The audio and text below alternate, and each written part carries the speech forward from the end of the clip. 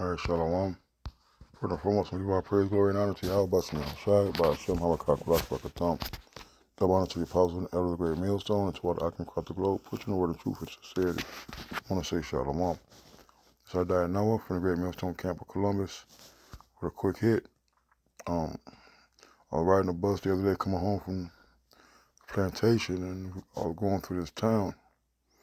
And when I say this town was immaculately preserved and taken care of with big houses and gates and long driveways and guest houses and a view of the lake. I mean, these houses were spectacular and amazing, dazzling, you know. And these people the Edomites are living good, man, you know. And sometimes it makes you angry for one, because they got it by ill-gotten gains, you know. But also like, damn, you know, I wonder what I feel like. But then again, like, we're gonna have a greater kingdom. We're gonna have a greater comfort. We're gonna have a greater abode, okay? But we don't have to live and share a street with 30, 40 other cars or houses, no matter how beautiful and expansive those dwellings are. So this is Psalm 73:1. Truly, the Most High is good to Israel, even to such as are of a clean heart.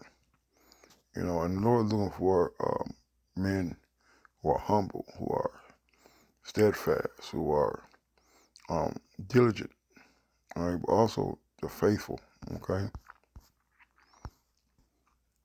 But as for me, my feet were almost gone. My steps had well nigh slipped.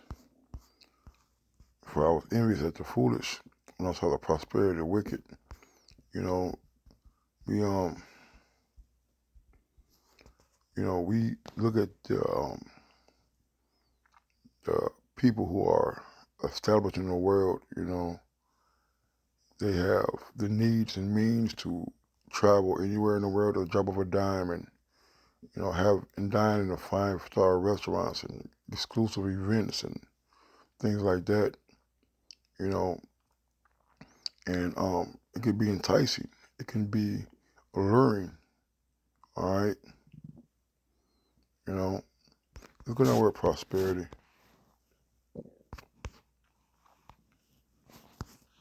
Completeness, soundness, welfare, peace, safety, all right, welfare, health, prosperity, peace, quiet, tranquility, you know. So these people are living in peace and quiet and tranquility. You know, they have their own private security, you know.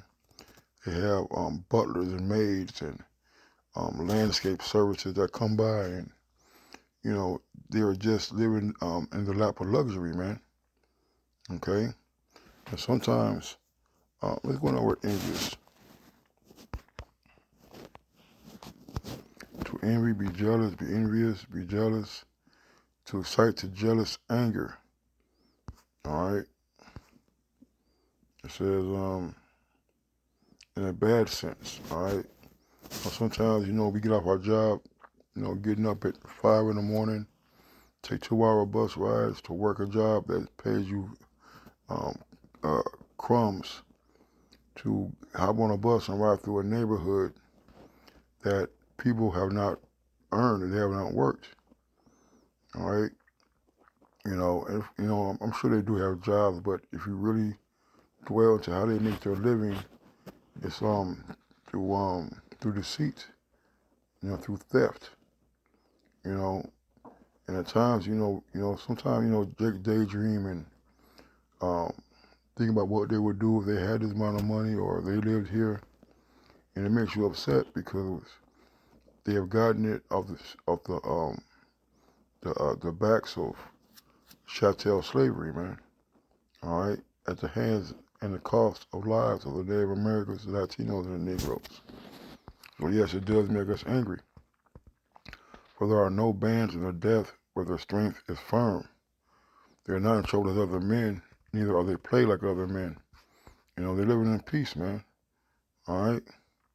You know, they're living in a world where the rules don't apply to them.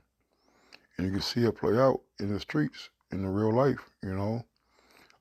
They get caught with running certain schemes and scandals and getting away with, what they call it, skimming or laundering of money, all right? But yet they don't have the problem that we have, man, all right? You already got Brett Favre, who's a $100 million millionaire, committing welfare fraud, and nothing happened to him. You see, you got these moles and these pedophiles, these sex traffickers in Hollywood, and nothing happens to them. You see, so the pride compasses them about as a chain, violence covers them as a garment. Their eyes stand out with fatness. They have more than a heart could wish. Right, man? Who needs a 19-room, 30-bath, four car garage, man? You see, you know, and yes, you know, it just really it goes out to Esau, but it's talking about you Floyd Mayweathers and Jay-Z's too, man. All right, they are corrupt and speak wickedly concerning oppression. They speak loftily, you know. They are corrupt, man. You look at the way they got America, it was corrupt by ill dealings, man. You know, and when it comes to them speaking on the poor, they tell us to work more. They had this one meme. They had the CEO, you know, in front of a Lamborghini, and the quote was, "If you work hard, put in your 40 hours, you work overtime, and come to work, um, um, um, you could buy me one of these next year, man."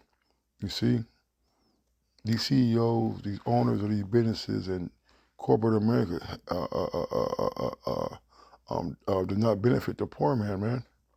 Okay, and they speak loftily or wickedly concerning oppression, man. You know, they mandate mandatory weekends and 12 hours a day and 14 hours a day, and you know, walking on this concrete, and you know, don't give you raises and benefits that are actually needful for us to support our families and to live, um, um, just to tread water, man. All right. And they set their mouth against the heavens, and their tongue walketh through the earth, man. So they boast against the very heavens, and their words throughout the earth, man. They're proud, man. All right, Esau is a proud man. Okay, look at this. This is Job 20:15. Job 20:15. It says, "He swallowed down riches, and he shall vomit them up again. The Most High shall cast them out of his belly. He shall suck the poison of ass. The viper's tongue shall slay him. He shall not see the rivers, the floods, the brooks, honey and butter. That which he labored for shall he restore, and shall not swallow it down. According to his substance shall the restitution be. He shall not rejoice therein, man." The Lord is going to take this man's wealth. He's crashing his dollar. His infrastructure is falling apart, man. Okay, these things that he has heaped up treasures for himself. All right, the elect is going to put them on, man, and spend his goods riotously. Okay, all right, Esau is going to live the life of a pauper, worse than a pauper in the kingdom, man. All right, there's going to be no more $100 doorknobs in the White House. You see, no more crystal chandeliers. All right, all that money, all that wealth that you have taken and amassed from the tribes is going to return to them. Thus saith Yahweh Shem Yahushai, man. All right, and that restitution means the payback, man. All right, you know, the riches are not going to save you in the days of in the days of visitation, when those missiles come, when the elect gets beamed up and transformed and come seek you out of those bunkers, man. All right, tearing the top off of mountains and digging in the earth and pulling you out and putting you in chains, man. You're not gonna be able to bribe the Lord with your buildings of gold, your hidden treasures that you have stored away and kept back. All right, you don't be long, cause I get up out of here. This is Sirach 14.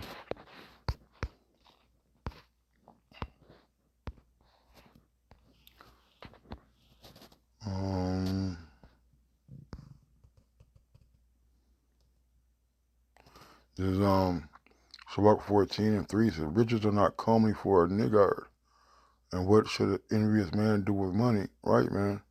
All right, Esau is very envious. Who is he envious of? He's envious of the tribes. He's envious of Yahweh Shemi Awashai.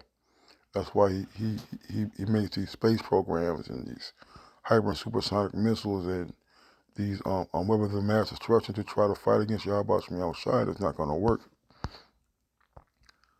He that gathereth by defrauding his own soul, gather for others that shall spend his good riotously, man. Right, man, we're not going to spread no expense. Once the kingdom is translated, we get our rightful place back. And you think Esau has great wealth and great luxury. And wait until we have the rulership with Yahweh Shai as our king, man. All right, we're going to take back what's ours. All right, not only are we going to take it back, we're going to spend, we're going to, what Special Ed said, I got a frog, a dog with a solid gold bone. Man, we're going to have, our animals are going to be wealthy, man. You see? Okay, we're going to spend money we're going to spend money so frivolously, all right, that Esau couldn't believe it, man. You know? Diamond crusted forks, you see? He that is evil to himself, to whom will he be good? He should not take pleasure in his goods, man. And Esau is evil to himself. You see, he's spoiling the water, poisoning the air, GMO foods that his own people are going to eat. You see? So there's none worse than he that envieth himself, and this is a recompense of his wickedness. All right? You know? So Esau's a proud man, man. All right, but he's going to vomit up everything that he has amassed during his rulership.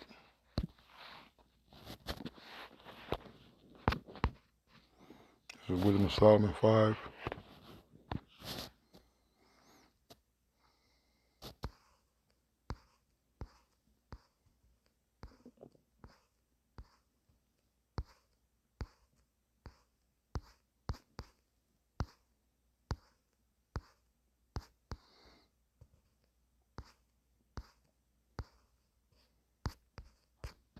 Wisdom of Solomon 5 and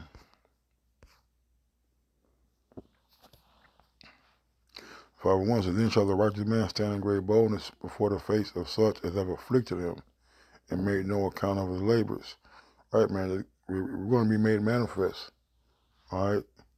And right now, we're being made manifest by being on the highways and byways prophesying against his kingdom, man. Doing the work, doing these lessons, bringing out information about how wicked Esau is, man.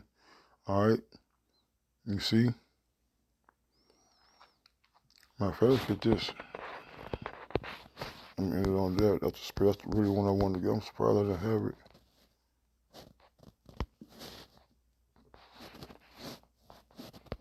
Sirach 10:8 said, because of unrighteous dealings, injuries, and riches got by deceit, the kingdom is translated from one people to another, man. All right? And that's how Esau amassed his fortune, his wealth, and his power. For unrighteous dealings, breaking the treaty with Gad, you see, lynching and robbing Jacob their inventions, man. You see, writing these laws that are the draconian laws that are set up to keep Jake in poverty and keep Jake down. All right. While earth and is proud, there is not a more wicked thing than a covetous man. For such a one set his own soul to sell. Because while he liveth, he catches away his balls, man, his integrity, man. All right? That's what Esau does, man. He is became a very proud and very covetous and greedy person, man. You see? He covered his nose despite his face. You know? He sends these billions and billions to Ukraine and Israel, all right, and to these so-called legal immigrants. But while the people here in America are being taxed and being oppressed on a daily, man. All right. It says, verse 10, it says, the physician cutteth off a long disease, and he that is today a king, tomorrow shall die, man. All right, Yahweh Shai is coming back to cut this man off, man. All right, it's the triumphing of the wicked, but for a moment, man. All right, so we just waiting on Yahweh Shai to take this man down, man. All right, and we can go on, but you know, all right, let's read that real quick. I'm gonna jump down. It says, verse 14: The Lord hath cast down the thrones of the proud princes, set up the meek in their stead. So the meek shall inherit the earth. Who's the meek? Is the elect. Who's the elect? The 144 and the 1/3. But in the kingdom is going to be all of Israel, man. The Lord overthrew countries of the heathen and destroyed them to the foundations of the earth. You know? So that's the outcome of Esau, Edom, man. With that, I'm going to say shalom.